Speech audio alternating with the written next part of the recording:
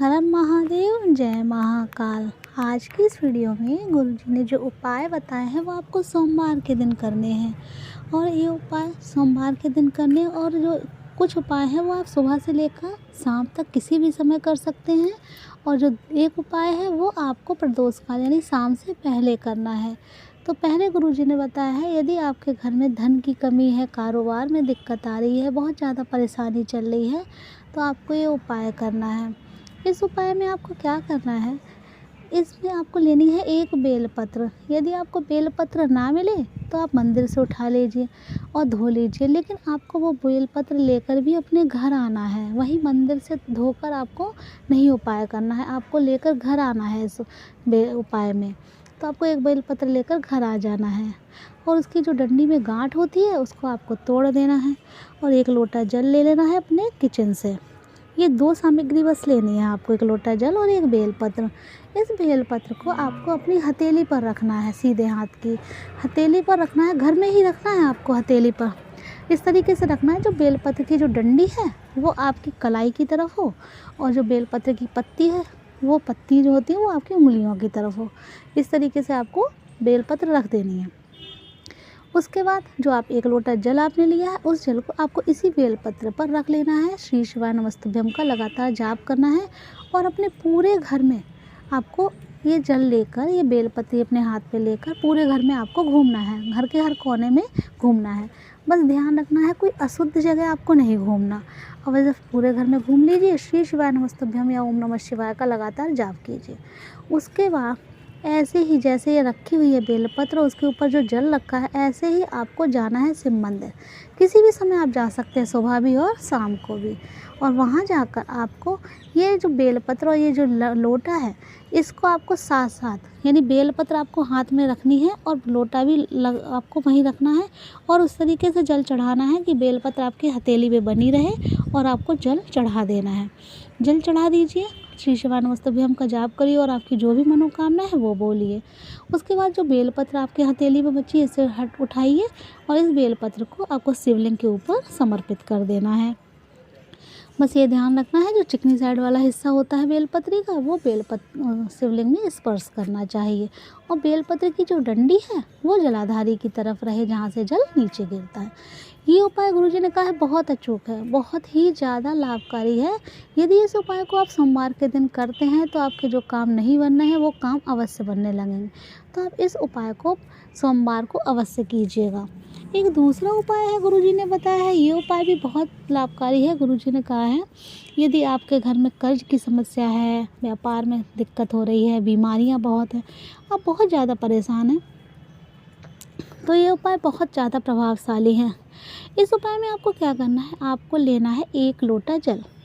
लोटे का जो जल है हमेशा की तरह आपको किचन से ही लेना है, क्योंकि गुरुजी हमेशा बताते हैं जो आप जल लें वो हमेशा किचन में जहाँ पीने का पानी रखते हैं वहाँ से ही लेना चाहिए, क्योंकि वहाँ पितरों का वास होता है। तो शिव जी के ऊपर जब जल चढ़ाएं तो आप वहीं से लें।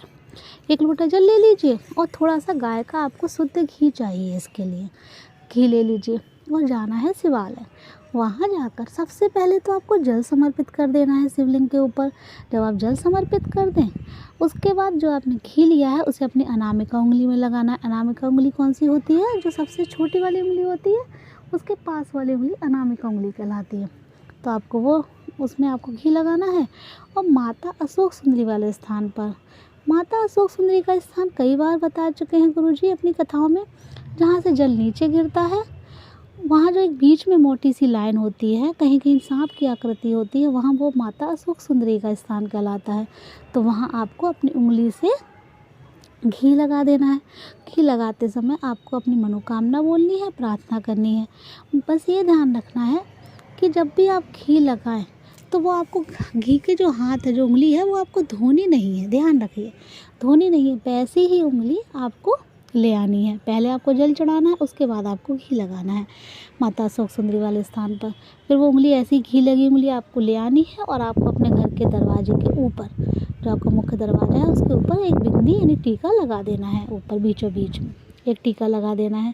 जब आप टीका लगाएं तो यदि ये ध्यान रखें, यदि आप जब टीका लगाएं तो आप ये उपाय यदि कर्ज मुक्ति के लिए कर रहे हैं, कर्ज बहुत है आपके किसी वजह से, तो कर्ज मुक्ति के लिए कर रहे हैं तो आप ऋण मुक्तेश्वर महादेव के नाम का स्मरण करें। ध्यान रखिए, अगर आप ये उपाय कर्ज मुक्ति के लिए कर रहे हैं, कर्जा बहुत है आपके ऊपर और उससे मुक्त होना चाहते हैं, तो आपको ऋण मुक्तेश्वर महादेव के नाम का स्मरण करना है।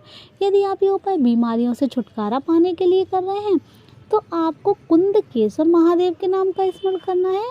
और यदि आप मनोकामना पूर्ति के लिए कर रहे हैं, कोई विशेष कार्य सिद्धि के लिए कर रहे हैं, तो आपको चंद्रमौली महादेव के नाम का स्मरण करना है।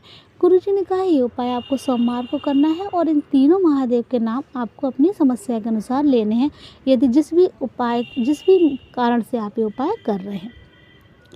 ये उपाय अवश्य कीजिए और उसके बाद अपने आप अंदर प्रवेश कर लीजिए, घर के अंदर।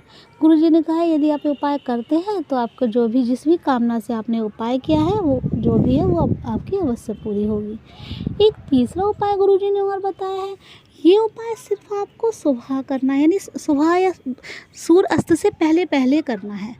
ठीक है, पहले जो दो उपाय हैं वो तो आप सुबह या शाम किसी भी समय कर सकते हैं, लेकिन ये वाला उपाय आपको सूर्यास्त से पहले करना है।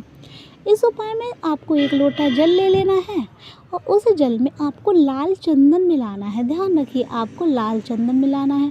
चंदन आप चाहे पाउडर के फॉर्म का ले लीजिए, चाहे आप जो लकड़ी वाला होता है लाल चंदन उसे घिसिए और उसे आप अपने जल में मिला लीजिए।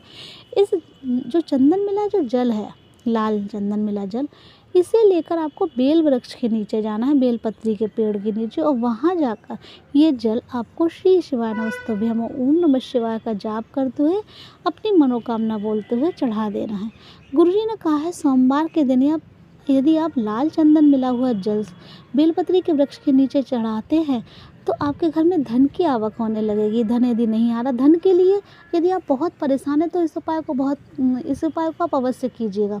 बहुत ज़्यादा परेशानी है आपके जीवन में, धन की बहुत कमी है, आप छोटे छोटे खर्चों के लिए परेशान हैं, आपके घर बिल्कुल धन नहीं आ रहा है, बहुत आप प्रयास कर रहे हैं, धन आ ही नहीं रहा, समस्याएं नहीं खत्म हो रही हैं, आपकी कोई ना कोई समस्या बनी है, तो आप लाल चंदन का जल सोमवार के दिन बेलपत्री के वृक्ष के नीचे अवश्य चढ़ाइए। तो ये कुछ उपाय हैं गुरुजी ने बताए हैं सोमवार के दिन, इन्हें आप अवश्य कीजिएगा और वीडियो को लाइक करके चैनल को सब्सक्राइब करें और कमेंट में हर हर महादेव अवश्य लिखें।